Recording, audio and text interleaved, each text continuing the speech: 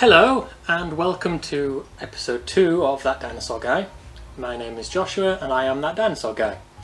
And today's episode we'll be talking about this guy, who you may recognise as Therizinosaurus. Now Therizinosaurus is a very odd animal and I'm going to explain why.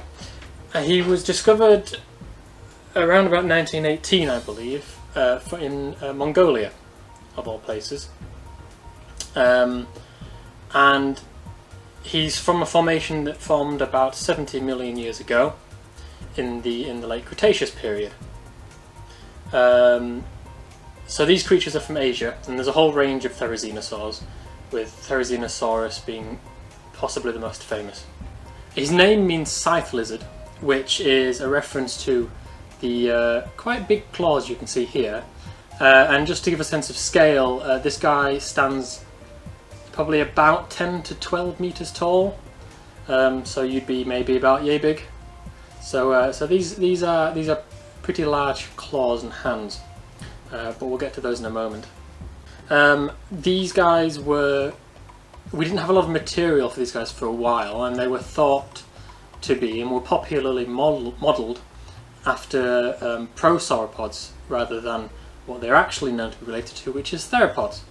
So these guys are in Cerulosauria, which is the same clade that holds Tyrannosaurus and Maniraptorans and creatures like that. So they're actually quite closely related to T-Rex, which is amazing. They have a vegetarian diet, as you can probably tell by the mouth, which if I hold up to the camera, it's quite small, comparatively speaking to something like a T-Rex. The jaws hold teeth and a bill at the end, or a beak, for selectively cropping vegetation. And feeding is where we think the claws come in. So they're using to hook branches, pull down feeding vegetation, and if they're a selective feeder, they're not going to be wanting to take in everything, so they'll pull it down, sort through it with the mouth, and swallow it. Although, of course, the claws would also make excellent weapons. Now we're talking metre-long claws, and that's just from the fossils themselves. It's likely the claws were longer and sharper, given that there would be most likely a keratin sheath over the top of them as well. And as you see in a lot of extinct animals, keratin sheaths extend every which way out from the bone, so it's likely the claws were even bigger in real life. It's got a powerful neck, so you can move its head around.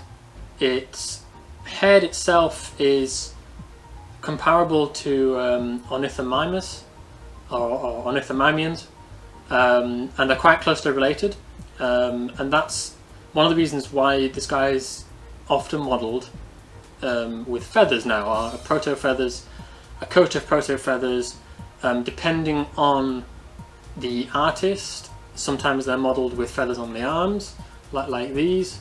Sometimes there are also feathers on the tail, or a bunch of feathers on the heads. This animal model doesn't have a lot of feathers on it. It's got a lot of proto-feathers on the back, but the belly is kind of naked.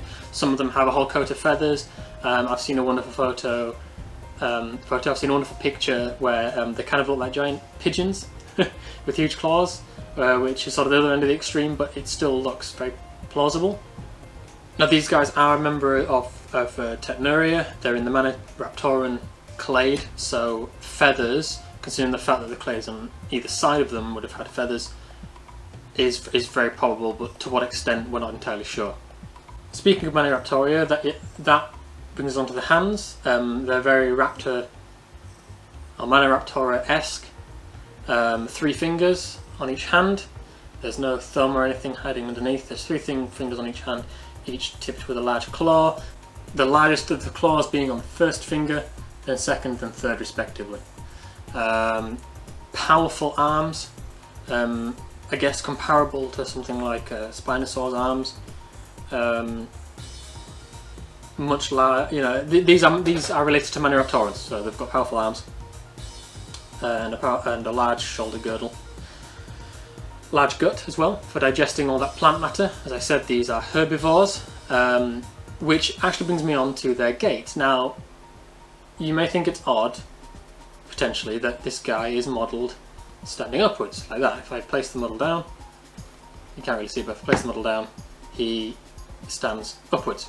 And for a long time, this was a popular trope amongst most theropods to have them standing with the almost vertical or diagonal spine. We now know that to be incorrect, and that the spine would have been horizontal to the ground to help balance the creature. However, Therizinosaurs, being the odd creatures that they are, turn this on its head again, and their natural gait would be a semi-vertical to diagonal gait rather than a horizontal one. The large claws and large gut shift the centre of mass so that the creature can sit back on its legs like that. And it has very short legs for a creature of its size. These are not running creatures like a theropod, other theropods would be. These are the legs of a ground feeder. It's often been compared to a ground sloth, and I think that's a very apt comparison, personally. Short, powerful legs, short claws, four-toed feet, I should say. Yeah, this is a heavily built, powerful herbivore.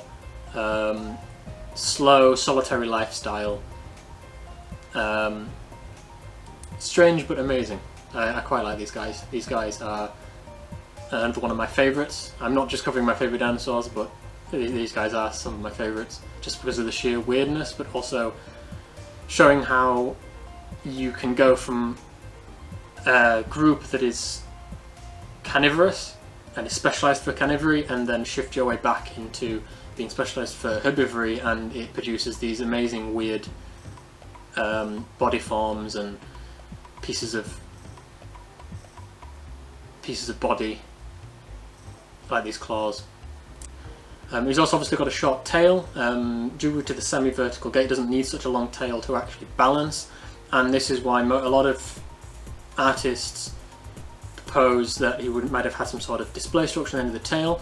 These are Technurians, so they do have the tail structure that would potentially allow for a frond. We know that some animals within Maniraptoria, so cysticlades, had tail fronds, and we know that some animals in Coelophysidae, which is another clade that's closely related to but split off from Maniraptorans, also would have had display feathers and potential things on their tails as well. So to infer that for Therizinosaurus isn't far-fetched. There were quite a few different species of these guys, so obviously being able to identify from a species standpoint is also very important. So it's a nice addition. I like my Therizinosaurs with a bit more feathers, but this model still does the animal justice, I think. So that's kind of what I know about Therizinosaurus. It's an amazing, weird theropod, and I hope we found out more about these animals in the future. If you have questions, please leave them in the comments section. I didn't get any questions from the last video other than who the heck are you? So just to clear that up, yes, I was known as Mr. McTwiggy beforehand. I went away for about 5 years, just life stuff. I've now come back. I thought I'd specialise on a subject that I actually enjoy covering, which is dinosaurs. So if you're confused as to why I'm in your inbox, hello, I'm that guy. Other than that, if you do have any questions about anything, this episode or a past episode, leave it in the comments section. I will answer the questions at the end of the next video. If you have corrections or anything that I've missed or anything that I'm incorrect about, I'm not a paleontologist, I'm just a dinosaur fan, so I will make mistakes. If I have made mistakes, please leave corrections in the comments section, and I will gather them together and do an individual video of corrections once I have enough. So on that note, I hope you enjoyed the video. If you did, please like, comment and subscribe, and I will see you next time.